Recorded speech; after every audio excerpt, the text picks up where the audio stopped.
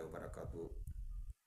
زمونږه نن کوم بحث دی هغه ډېر زیات او ضروري او اهم ترین معلومات دي.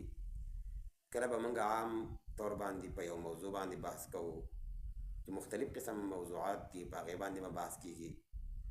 او نن چې زمونږه کومه شریکه ده ستاسو سره، نو هغه یو دوه درې معلومات دي چې هغه تاسو په علم کې هم اضافه راشي. او بل دا چې خامخا د خپل پیغمبر د حالاتو نه ځان خبرول پکار دي. یعنې درې په ورځ د قیامت چې دا ډېره سخته ورځ ده، په دې باندې به نبي صلی الله علیه وسلم سره به د امتي ملاقات به ورسره کېږي.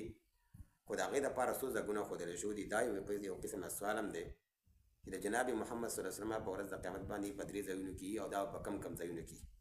نو دا خبره د علم او د اسلام متعلق ده، نو پکاره چې د دې یاداشت موږ ته صحیح دا زموږ په ذهن کې وي. نو ګوره جناب محمد صلی الله علیه وسلم چې په درې ځایونو کې په ورځ د قیامت باندې یو امتي ته میلاویږي، نو درې ځایونه دي. په هغه کم دي هغه اوس ویل پکار دي او دا یادول پکار دي. پکار چې دا تاسو په خپل هم یاد کړئ او د دې سره دا نورو ملګرو سره دا خبره څه کوي دا هم شیر کړئ. یو خو چې کله حوض کوثر جناب محمد صلی الله علیه وسلم د هغه نه اوبه ورکوي خلکو له امتیانو له، او الله رب العالمین زموږ دغه اوبه نصیب کړي. دا به د هغه چا نصیب کېږي چې کوم چا د جناب محمد صلی الله علیه وسلم په سنتو باندې عمل کړی دی. نو دغه اوبه به الله رب العالمین هغه انسان ته څه کوي، دا به ورکوي او دا به ورته ورنصیب کېږي. د چا په لاس د حضرت محمد صلی الله علیه وسلم مبارکو په لاسو باندې به ورکړی کېږي. دویم نمبر چې جناب محمد صلی الله علیه وسلم وفرمایل چې زه به په دویم ځای کې چې په دغه ځای کې نه وم، نو دویم ځای چې دی هغه پل صراط دی.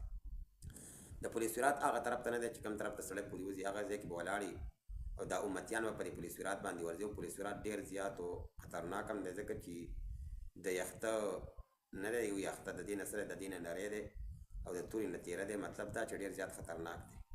نو په دې باندې به امتي روانې او جناب محمد صلی الله علیه وسلم به فرمایي چې سلم یا الله رب العالمین زما دا امتي څه کې دا روغ رمټ صحیح سلامت تا څه کې دا راپورې باسي.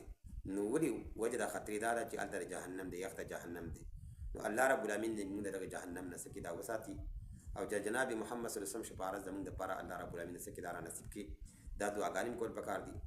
او دریم ځای چې دی چې په دوه ځایونو کې بیا هم جناب محمد صلی الله علیه وسلم نه وي، نو دریم ځای ښودلی شوی دی چې هغه څه دی، هغه چې کوم ځای کې غریبانان او دغه رنګې کم ځای کې چې دا امتیان دي چې جناب محمد صلی الله علیه وسلم کوم امتیان چې هغه ګناهګار دي، د هغوی به څه کېږي، د هغوی به هلته عملونه تللی کېږي او جناب محمد صلی الله علیه وسلم به هلته ولاړ دي.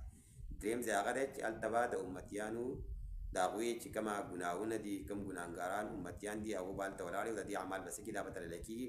او په دغه ځای کې به جناب محمد صلی الله علیه وسلم ولاړ چې الله رب العالمین ته ورته بخشش وکړي او ته ګناهونه څه کېږي د معاف کړي. نو پکاره چې موږ د دې حقداران ځان جوړ کړو چې یاره موږ د جناب محمد صلی الله علیه وسلم سنت چې کومه دي هغه څه کړو، هغه په زندګۍ کې راولو، د هغه طرز عمل چې کومه دی هغه یاد کړو، په هغې باندې عمل وکړو. دا موږ له پکار دي، ځکه چې سړی یو دنیایي سطح باندې خبرې یادولی شي، نو اسلامي سطح باندې دا خبرې یادول داسې دي، دا یادول ډېر زیات ضروري دي او ډېر زیات اهم دي. نو الله رب العالمین دې په دې خبرو باندې د عمل